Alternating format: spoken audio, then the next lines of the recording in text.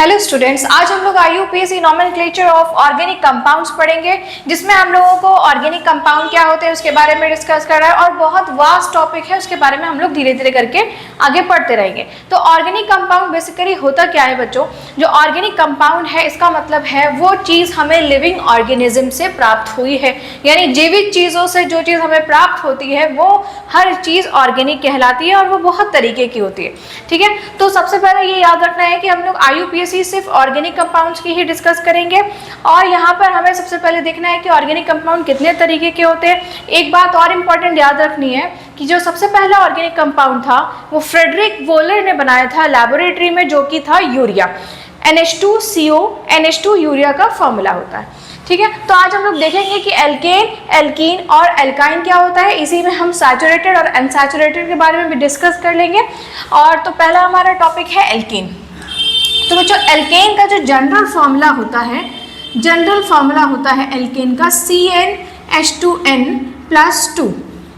General formula है CnH2n+2। बच्चों को CnH2n+2 और CnH2n-2 इसमें बहुत कन्फ्यूजन होती है। इसके ऑब्जेक्टिव क्वेश्चन भी आते हैं कि आपको कहाँ पे किसका CnH2n+2 फार्मूला होता है, किसका CnH2n होता है और किसका CnH2n-2 होता है। तो इस क्वेश्चन में बच्चे कंफ्यूज रहते हैं और गलत आंसर टिक करके आते हैं। तो आपको याद रखना है कि एल्केन का जो जनरल फार्मूला है बच्चों वो होता है CnH2n+2। अब यहाँ पे अगर आप n की वैल्यू 1 रखेंगे तो पहला जो मेंबर है वो हमारा आएगा, यहाँ पे 1 रखिए, C1 हो जाएगा। H2n में 1 रखिए, 2 × 1 कितना होगा? 2 होगा, +2 4। तो पहला मेंबर आ गया हमारा क्या? मीथेन। इसका नाम है मीथेन। इसी तरीके से अगर आप यहाँ पे n=2 रखेंगे तो ये सेकेंड मेंबर आ जाएगा, जो कि होता है C2H6। फिर थर्ड रखेंगे तो C3H8। और हर मेंबर में, सक्सेसिव मेंबर्स में जो डिफरेंस होता है वो होता है CH2 का डिफरेंस। यानी कि कार्बन का हमारा एटॉमिक नंबर होता है, एटॉमिक मास होता है 12 और हाइड्रोजन का होगा 1 × 2 14 AMU का हर सक्सेसिव मेंबर्स में 14 AMU वेट का डिफरेंस आता है। ठीक है, तो इसी तरीके से हमारी ये एल्केन की होमोलॉगस सीरीज बनती चली जाएगी। अगर आप n=1, n=2 और n=3 रखेंगे तो इसी तरीके से n=4 रखिए, 5 रखिए, आपकी होमोलॉगस सीरीज तैयार हो जाएगी। होमोलॉगस सीरीज के लिए बस एक बात इंपॉर्टेंट याद रखनी है कि जो सक्सेसिव मेंबर्स होते हैं उसमें जो डिफरेंस होता है वो एक कार्बन का और 2 हाइड्रोजन का, यानी CH2 का हर सक्सेसिव मेंबर्स में डिफरेंस आता है। और दूसरी चीज ये याद रखनी है कि कितने AMU का यानी कितने वेट का डिफरेंस होता है, वो है 14 AMU। इसी तरीके से आज हम लोग एल्कीन का जनरल फार्मूला देखेंगे। तो एल्कीन का जनरल फार्मूला है, जैसा कि अभी हमने आपको बताया, CnH2n। तो यहाँ पे सेम आपको यही काम करना है, n=1 रखना है, 2 रखना है, 3 रखना है। और एक बात और याद रखनी है, alkane stands for single bond. Alkane का मतलब ही है single bond and alkene stands for double bond. ये जो एन, इन, आइन लगा रहे हैं इसके बारे में अभी हम लोग और डिस्कस करेंगे। ठीक है, तो जनरल फार्मूला होता है CnH2n। अब आपको खास बात क्या याद रखनी है, जब हम यहाँ पे n=1 रखेंगे तो ये बन जाएगा CH2, यानी CH2, यानी कि ऐसा कुछ कंपाउंड बनता हुआ दिखाई देगा जिसमें डबल बॉन्ड कहीं से प्रेजेंट नहीं है और कार्बन की वैलेंसी भी कंप्लीट नहीं है। तो हमेशा याद रखिए कि n=1 एल्केन में पॉसिबल नहीं है, यानी जो पहला मेंबर है वो n=1 से नहीं, n=2 से शुरू होता है। आपको कंफ्यूज करने के लिए एग्जाम्स में ऐसा क्वेश्चन पूछ सकता है कि पहला मेंबर कौन सा होता है, तो बच्चे कंफ्यूज होकर n=1 लगाकर चले आते हैं, जो कि बहुत गलत चीज़ है। आपको ये याद होना चाहिए कि जो पहला मेंबर है एल्कीन और एल्काइन दोनों का ही, वो n=2 से शुरू होता है। तो इसका जनरल फार्मूले में हमें n=2 जब रखेंगे तो ये बनेगा C2H2 × 2 यानी C2H4। अब ये बिल्कुल अच्छा फार्मूला आ गया क्योंकि यहाँ पे डबल बॉन्ड भी प्रेजेंट हो गया 2 कार्बन के बीच में और हर कार्बन की वैलेंसी भी कंप्लीट हो जाएगी। ये देखिए, और इसका नाम क्या है? पहले कार्बन के लिए, एक कार्बन के लिए मेथ लगाते थे, 2 कार्बन के लिए एथ लगा देंगे, ये बन जाएगा एथीन। इसी तरीके से सेम जैसा एल्केन में मैंने आपको बताया वैसे ही आपको एल्कीन में भी करना है कि n = 2, n = 3, n = 4 रखना है। इसकी होमोलॉगस सीरीज कंप्लीट हो जाएगी और होमोलॉगस सीरीज का मतलब यही है कि डिफरेंस जो है वो एक कार्बन और 2 हाइड्रोजन यानी CH2 का होगा। ठीक है, ये आपकी होमोलॉगस सीरीज तैयार हो गई। बस इंपॉर्टेंट बात ये याद रखनी है कि n = 1 से इसका पहला मेंबर नहीं होता। इसमें मेथीन नाम की कोई चीज नहीं होती है। अब हम लोग एल्काइन का जनरल फॉर्मूला देखेंगे। एल्काइन का जनरल फॉर्मूला बच्चों होता है CnH2n-2, CnH2n-2। ठीक है, एल्केन का CnH2n+2, एल्कीन का CnH2n एंड एल्काइन का CnH2n-2। ठीक है, अब यहाँ पे भी आप अगर n = 1 रखेंगे, इसमें भी आपको याद रखना है कि alkyne stands for triple bond. ठीक है, आइन मतलब ट्रिपल बॉन्ड, तो n = 1 जब यहाँ पे रखेंगे तो C1 बनेगा और H बनेगा 2 × 1 यानी 2 और -2, तो H 0 हो जाएगा। ये C1 और H 0। ऐसा कोई कंपाउंड नहीं है जिसमें कार्बन केवल एक हो और यहाँ पे तो ट्रिपल बॉन्ड भी नहीं दिखाई दे रहा है और कार्बन के साथ किसी तरीके का हाइड्रोजन जुड़ा ना, तो n = 1 इसमें भी पॉसिबल नहीं होता है। ठीक है, तो इसकी होमोलॉगस सीरीज कहाँ से शुरू होगी, यानी पहला मेंबर आएगा n = 2 से, तो यहाँ पे आप 2 रखिए, तो C2 और H में रखेंगे 2, तो 2 × 2 = 4 -2 कितना हो गया C2H2। अब इसका स्ट्रक्चर देख लीजिए, बिल्कुल सही स्ट्रक्चर आया है। C और C के बीच में यानी कार्बन और कार्बन के बीच में ट्रिपल बॉन्ड प्रेजेंट है और एक हाइड्रोजन दोनों से जुड़ा हुआ है। इसका नाम बनेगा एथाइन, क्योंकि पहला मेंबर नहीं है तो मेथाइन नाम की कोई चीज नहीं होती। आप इसी की होमोलॉगस सीरीज बनाते चले जाएंगे। अब इंपॉर्टेंट बात ये याद रखनी है कि जो हमारा एल्केन होता है it is a saturated compound. ये क्या है, जो एल्केन्स होते हैं वो सैचुरेटेड कंपाउंड्स होते हैं। ठीक है, सैचुरेटेड क्यों होते हैं, सैचुरेटेड और अनसैचुरेटेड में बच्चों डिफरेंस समझिएगा कि सैचुरेटेड का मतलब है कि अब इसमें कोई भी चीज़ ऐड करने की कैपेसिटी खत्म हो गई है। ठीक है, ये भी क्या होता है, अनसैचुरेटेड होता है। और अनसैचुरेटेड का मतलब क्या होता है कि अभी इसमें कुछ ना कुछ कैपेसिटी बाकी है, हम कोई और सॉल्यूट या कोई और कंपाउंड या कोई और एलिमेंट इसमें और ऐड कर सकते हैं। एग्जाम्पल के तौर पे हम मीथेन ले रहे हैं, तो यहाँ पे हमने कार्बन के पास 4 बॉन्ड है मीथेन में, ये फॉर्मूला है मीथेन का। ठीक है, कार्बन के पास 4 बॉन्ड है, चारों वैलेंसी पूरी है और पहला बॉन्ड हमेशा याद रखिए जो सिंगल बॉन्ड होता है वो सिग्मा होता है। ठीक है, sigma bond is very strong bond जिसको आप ब्रेक नहीं कर सकते, तो यहाँ पे हम इन चारों बॉन्ड को ब्रेक नहीं कर सकते हैं और कोई एक्स्ट्रा चीज इसमें ऐड नहीं कर सकते, that's why it is called saturated compounds. ठीक है, यहाँ पे क्या है, कार्बन और कार्बन के बीच में डबल बॉन्ड है और 2 हाइड्रोजन है दोनों के पास। जब भी डबल बॉन्ड आएगा तो आपको याद रखना है कि एक बॉन्ड सिग्मा होता है and the second bond is pi.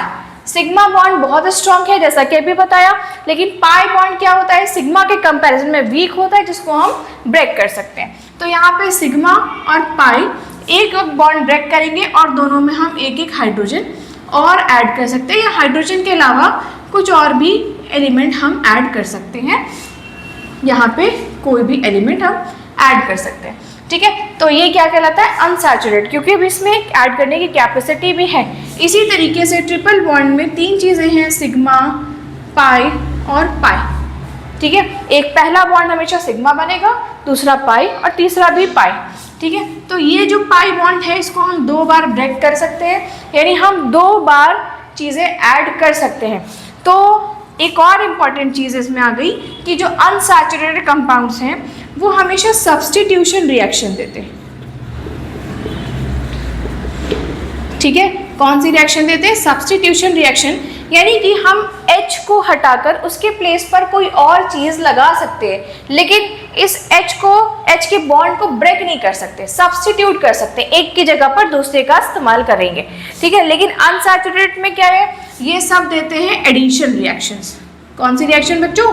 Addition reaction देते हैं, क्योंकि यहाँ पर हम बॉन्ड हटा रहे हैं, बॉन्ड को ब्रेक कर रहे हैं और बॉन्ड ब्रेक करने के बाद दूसरी चीजें ऐड कर रहे हैं। ये भी क्या होता है? एडिशन रिएक्शन देता है, अनसैचुरेटेड है। तो हमें क्या क्या पॉइंट पता चले कि जो हमारा सैचुरेटेड कंपाउंड है वो कौन है? एल्केन, ठीक है, और वो सब्स्टिट्यूशन रिएक्शन देगा, और जो अनसैचुरेटेड कंपाउंड है एल्कीन एल्काइन वो सब एडिशन रिएक्शन देंगे। आप अगर इसका स्क्रीनशॉट लेना चाहें तो ले लीजिए। तो बच्चों अब हम लोग आगे को डिस्कस करेंगे। एल्केन एल्कीन एल्काइन देख लिया, होमोलॉगस सीरीज देख लिया, सबके जनरल फॉर्मूले देख लिए। अब आगे हम लोग को डिस्कस करना है कि हमारे पास क्या क्या ऐसी चीज़ें हम याद करें जिससे हम आईयूपीएसी को आसानी से सॉल्व कर सकें। सबसे पहली चीज़ ये समझनी है कि आईयूपीएसी होती क्या है। आईयूपीएसी का मतलब है कि ऑर्गेनिक कंपाउंड्स की नेमिंग करना। लेकिन हम ऑर्गेनिक कंपाउंड्स की नेमिंग क्यों करते हैं? बच्चों को बड़ी कन्फ्यूजन होती है कि मैम ऐसा क्यों कर रहे हैं, कि अगर हम यहाँ पर हैं तो हम यहीं की भाषा बोलेंगे ना, यहाँ पर हैं तो यहीं की भाषा बोलेंगे। आईयूपीएसी का मतलब है, फुल फॉर्म समझिएगा, international union of pure and applied chemistry. यानी कि आप दुनिया में कहीं पर भी चले जाइए, अगर आपने मेथनॉल यहाँ पढ़ा है तो चाइना में भी आपको मेथनॉल पढ़ने को मिलेगा, आपको अमेरिका में भी मेथनॉल पढ़ने को मिलेगा। यानी वर्ल्ड वाइड यूज होने वाली चीज़ क्या है? आईयूपीएसी नॉमेनक्लेचर है, ठीक है। तो आईयूपीएसी नॉमेनक्लेचर हम इसलिए सीखते हैं कि हमें जब अगर किसी मेडिसिन की बहुत ज़रूरत पड़े, जैसे कोई यहाँ से कोई साइंटिस्ट बनकर गया, या यहाँ से कोई डॉक्टर बनकर गया, या कोई रिसर्च करता है, पेपर रिसर्च वगैरह, तो उसको आईयूपीएसी अगर आती होगी तो उसको किसी भी फॉरेन कंट्री में कोई प्रॉब्लम नहीं होगी किसी कंपाउंड के बारे में बताने में, या फिर किसी कंपाउंड के बारे में डिस्कस करने में, या उसका इस्तेमाल करने में, ठीक है। तो आईयूपीएसी का मतलब ही यही है कि वो वर्ल्ड वाइड चीज़ें इस्तेमाल करी जाती। तो सबसे पहले हम ये देखेंगे कि आईयूपीएसी का जो हम नेम है वो कैसे लिखते हैं। सबसे पहले हम इस्तेमाल करते हैं प्रीफिक्स का, ठीक है। फिर हम लिखते हैं वर्ड रूट, और फिर हम लिखते हैं सफिक्स, यानी प्रीफिक्स, वर्ड रूट और सफिक्स। तो प्रीफिक्स वही चीज़ है जो सबसे पहले इस्तेमाल होती है। वर्ड रूट लॉन्गेस्ट चेन के लिए इस्तेमाल किया जाता है, कितने नंबर ऑफ कार्बन है ये बताता है, और सफिक्स हमारा बाद में लगने वाला। तो अभी हम लोग थोड़ा सा डिटेल में देखेंगे कि प्रीफिक्स क्या होता है, वर्ड रूट क्या होता है,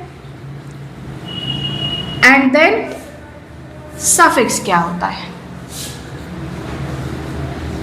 तो आपको आईयूपीएसी नॉमेनक्लेचर को करने के लिए सबसे पहले ये सारी चीज़ें बिल्कुल लर्न होनी चाहिए, सारे रूल्स अच्छे से याद होने चाहिए, और सबका इस्तेमाल भी आना चाहिए। बच्चों को आईयूपीएसी इसीलिए नहीं समझ में आती और डर इसीलिए लगता है क्योंकि वो रूल्स याद नहीं करते और अच्छे से पढ़ते नहीं हैं, ठीक है। तो आप हमारे प्लेटफॉर्म पर अच्छे से मन लगा कर पढ़िए और अच्छे से हमारी वीडियो को समझिए, तो आपको सारी चीज़ें बिल्कुल आसान लगेंगी, ठीक है। तो प्रीफिक्स में सबसे पहली चीज़ है, प्रीफिक्स होता क्या है।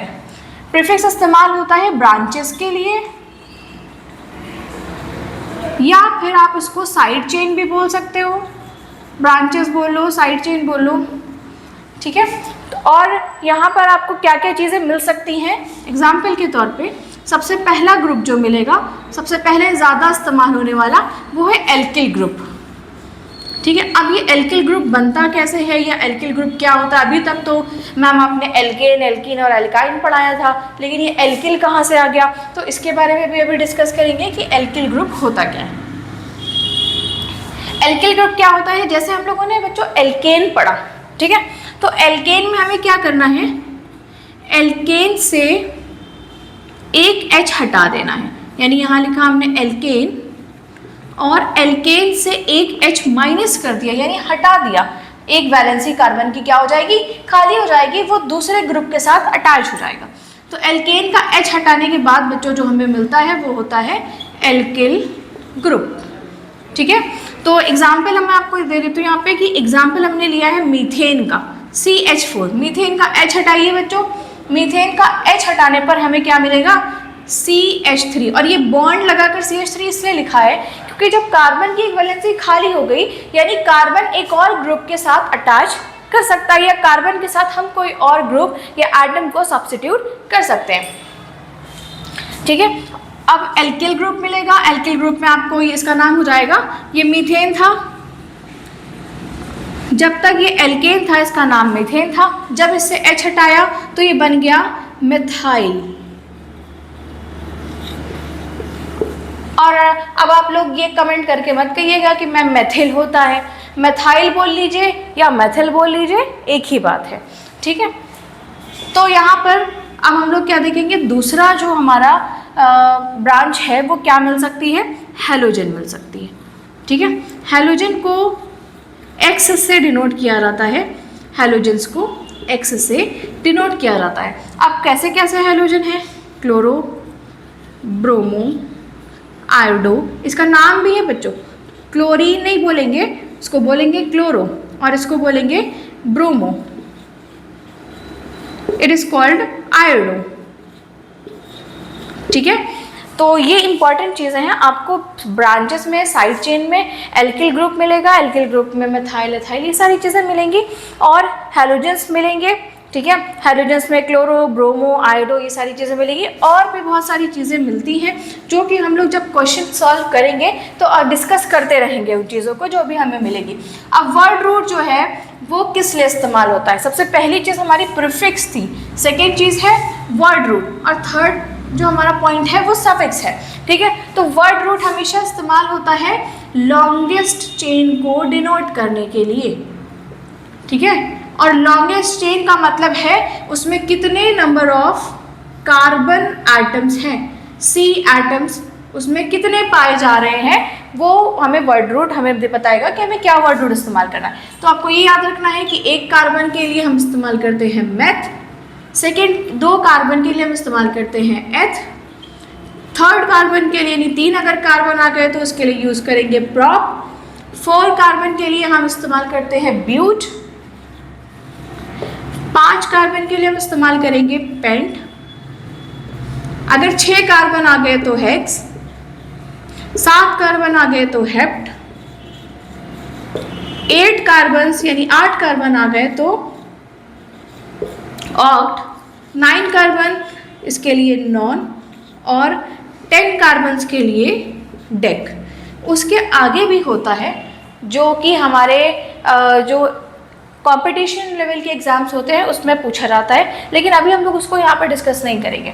सफिक्स हमारे 2 तरीके के होते हैं। सफिक्स का मतलब क्या है, जो बाद में इस्तेमाल किया जा रहा हो। तो हमारा पहला होता है प्राइमरी सफिक्स। अब प्राइमरी को आपको फुल फॉर्म हमेशा लिखने की जरूरत नहीं है, आप उसको 1 डिग्री करके भी लिख सकते हो, लेकिन उसको पढ़ा नहीं जाएगा 1 degree. This is called primary and this is called secondary. ठीक है, 2 डिग्री को हम सेकेंडरी पढ़ते हैं। ठीक है, तो प्राइमरी और सेकेंडरी, प्राइमरी सफिक्स हमेशा डिनोट करेगा, जो प्राइमरी वाला है 1 डिग्री वाला जो बोलते हैं, ठीक है, 1 डिग्री वाला हमेशा डिनोट करेगा बॉन्ड्स को, कि कार्बन और कार्बन एटम के बीच में कैसे बॉन्ड्स है। तो प्राइमरी वाले की हम डेफिनेशन लिख लेंगे, bonds between carbon atom, bonds between carbon atom. अगर कार्बन और कार्बन के बीच में सारे सिंगल बॉन्ड दिखाई दे रहे हैं तो आपको जो सफिक्स इस्तेमाल करना है वो एन इस्तेमाल करना है। अगर कार्बन और कार्बन के बीच में आपको 2 बॉन्ड दिखाई दे रहे हैं यानी डबल बॉन्ड दिखाई दे रहा है तो आपको जो सफिक्स है वो इन इस्तेमाल करना है। फिर अगर कार्बन और कार्बन के बीच में 3 बॉन्ड दिखाई दे रहे हैं तो आपको जो सफिक्स है वो आइन इस्तेमाल करना है। ठीक है, और सेकेंडरी सफिक्स में 2 डिग्री वाले में, ठीक है, बच्चे समझते ही नहीं है, 1 डिग्री और 2 डिग्री ही बोलते हैं। तो ये 1 डिग्री 2 डिग्री मैथ्स में होता है, केमिस्ट्री में 1 डिग्री 2 डिग्री नहीं होता। यहाँ प्राइमरी, सेकेंडरी और टर्सरी के नाम से जाना जाता है।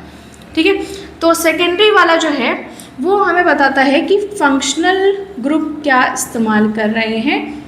ठीक है, फंक्शनल ग्रुप बताता है। अब फंक्शनल ग्रुप में आपको बहुत सारे ग्रुप मिलेंगे, जैसे कि OH, OH मतलब एल्कोहल। ठीक है, दूसरा मिलेगा आपको एल्डिहाइड, एल्डिहाइड मतलब CHO, और इसके अलावा कीटोन मिलेगा और कार्बोक्सिलिक एसिड मिलेगा, ठीक है, बहुत सारे मिलेंगे।